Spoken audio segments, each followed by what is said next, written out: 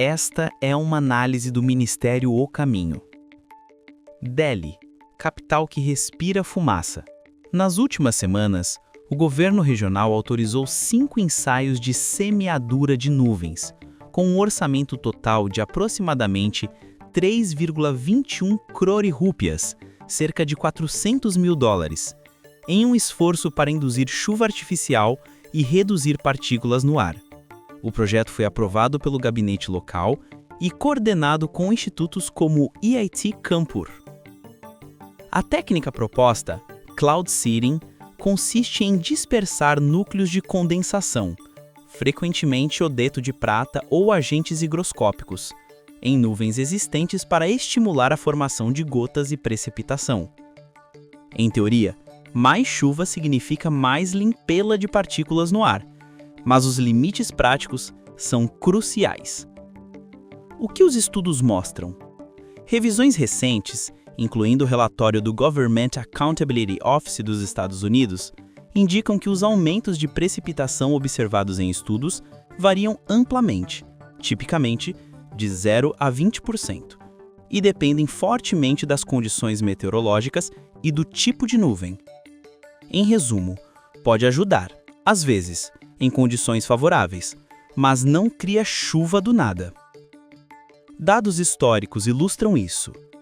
Um estudo de programas de semeadura em regiões montanhosas mostrou aumentos de 5 a 15% na precipitação em condições ideais.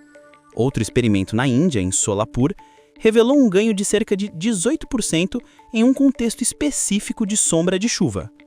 Ainda assim, esses resultados não são universais e vêm com incertezas. Para Delhi, a limitação mais óbvia é meteorológica. Durante grande parte do inverno, a capital não tem cobertura de nuvens ou umidade suficiente, ou seja, não há matéria-prima para semear.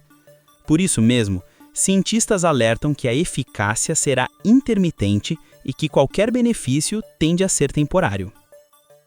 Além da eficácia, há questões práticas e ambientais. Os compostos usados, como iodeto de prata, são empregados em quantidades pequenas, e estudos até agora não mostram riscos agudos. Porém, existem dúvidas sobre efeitos acumulativos no solo e nos ecossistemas se o uso for repetido em escala ampla. Também existe o risco de redistribuição de chuvas. Induzir precipitação em uma área pode, potencialmente, reduzir chuvas em outra. Essas são preocupações reais de governança e justiça hídrica. Politicamente, especialistas classificam a medida como paliativa, uma solução de curto prazo que não ataca as fontes primárias da poluição: queima de palha nas áreas rurais, emissões industriais, tráfego intenso e falta de gestão de resíduos. Ou seja, a chuva artificial pode baixar temporariamente o PM2.5, mas não deixa de haver emissões contínuas. Mas há uma pergunta que transcende os números. Por que o homem recorre tão prontamente a intervenções que procuram controlar os elementos? A resposta está ligada a uma atitude espiritual: confiar sobretudo nas próprias técnicas e não suficientemente em Deus. Deus deu ao homem um mandato claro: cuidar da criação. E esse cuidado exige obediência, arrependimento e ação nas fontes do problema. Não é um chamado para substituir Deus pelas nossas máquinas. A Escritura lembra: "E tomou o Senhor Deus ao homem, e o pôs no jardim do Éden, para o cultivar e guardar." Esse verbo, guardar, pressupõe subordinação a Deus, não soberania autônoma do homem sobre os céus. Ellen G. White advertiu com clareza profética: "Satanás tem estudado os segredos dos laboratórios da natureza, e ele os empregará." Uma declaração que mostra como a ciência pode ser usada fora da dependência de Deus.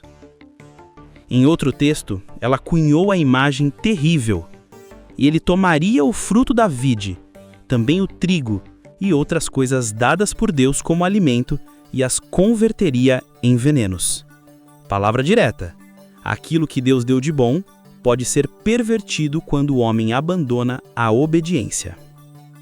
Relacionando isso com os números, mesmo que a semeadura traga um aumento de precipitação de, digamos, 10%, valor plausível em condições favoráveis, esse ganho é temporário e não evita que no dia seguinte as emissões continuem a encher o ar de partículas. A tecnologia em tal cenário corre o risco de legitimar a inação institucional e política. Também há precedentes que mostram como soluções tecnológicas podem virar tragédias quando a humildade e a governança faltam. Grandes barragens causaram deslocamentos humanos e dano ecológico. Acidentes industriais contaminam terras por décadas. Agrotóxicos, antes celebrados, provaram-se venenos acumulativos. Essas lições históricas exigem prudência e responsabilidade pública. Portanto, qual é a postura cristã e ministerial adequada agora? 3 linhas práticas. Transparência científica e monitoramento independente.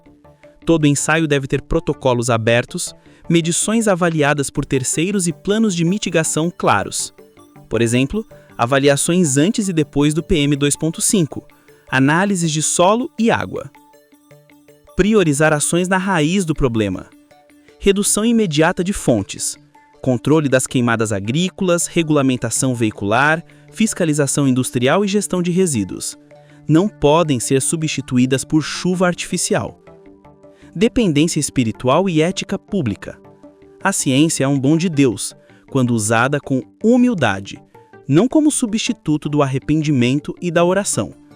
Devemos buscar primeiro a Deus, clamar por misericórdia e coordenar a ação pública com integridade. Se o Estado trata a semeadura como medida complementar, com controle científico e sem substituir reformas, a vigilância pública é aceitável. Se for um pretexto para adiar mudanças estruturais, então devemos levantar a voz, pastoral e civicamente. Voltando aos fatos, os relatórios mostram que, em contexto ideal, programas de semeadura podem aumentar precipitação entre 5% e 20%, conforme diversos estudos e revisões. Em locais específicos na Índia, houve estimativas de cerca de 18% em testes controlados. Mas esses ganhos precisam ser colocados lado a lado com incertezas e custos, e com a clara obrigação moral de não substituir a dependência de Deus por técnicas humanas. O maior remédio não é um experimento no céu. É o arrependimento que muda políticas e corações. É a ação que corta as fontes de poluição. É a oração que nos reconecta com o Senhor da chuva e da vida. Enquanto alguns aviões semeiam iodeto de prata, o verdadeiro chamado do fiel é semear fé, justiça e arrependimento. Voltai-vos para Deus. E enquanto esperamos a chuva que somente Ele pode prometer de forma definitiva, que nossas mãos trabalhem para limpar a terra, não para usurpar o trono que não nos pertence. Esta foi uma análise do Ministério O Caminho.